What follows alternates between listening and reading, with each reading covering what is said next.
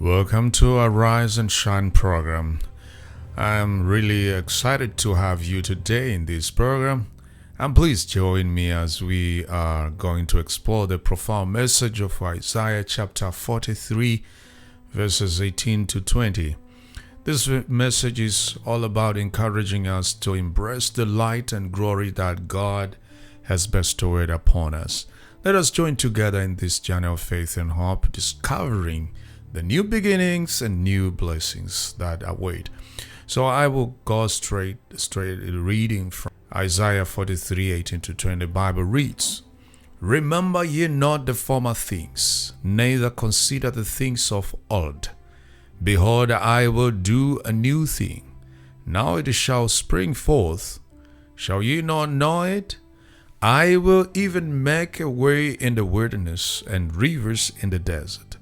The beasts of the field shall honor me, the dragons and the owls, because I give waters in the wilderness and rivers in the desert, to give drink to my people, my chosen."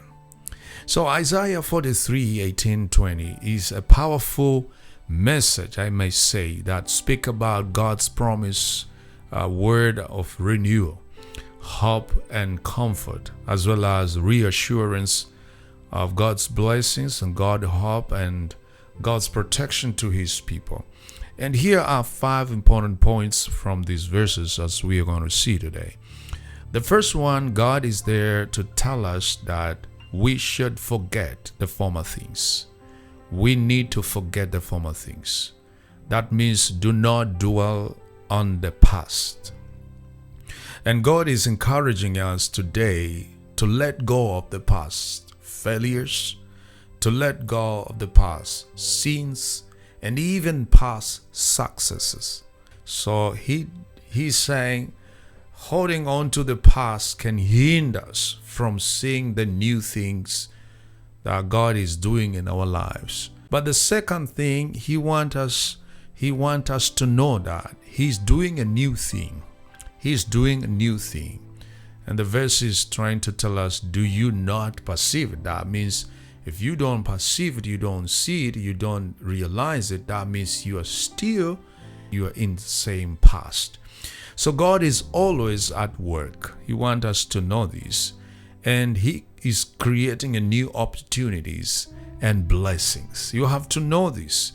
Because even if you went through difficult moments in the past, but still you have to know God is still at work, creating new opportunities, creating new blessings, creating new environment for you to flourish.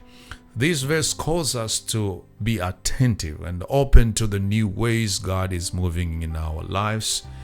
And we should not be keeping ourselves focusing on what we have gone through. We have to know that God is at work, that He's pushing us and wanting us to see the new things that He's operating in our lives.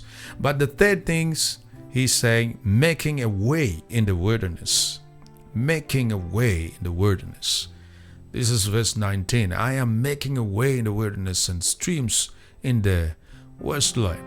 So God is trying to tell us here that God's promises to provide the guide, and even in the most challenging and desolate situation, is something that is given to us.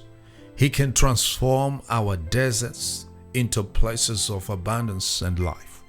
We have to remember this. Our God is awesome God. He's able to transform situations. He's able to transform difficulties. He's able to fight for us, and He's able to do anything as long as we believe and trust in Him. But the fourth thing, He is there as a provision for His people. God wants us to understand that He is a provider.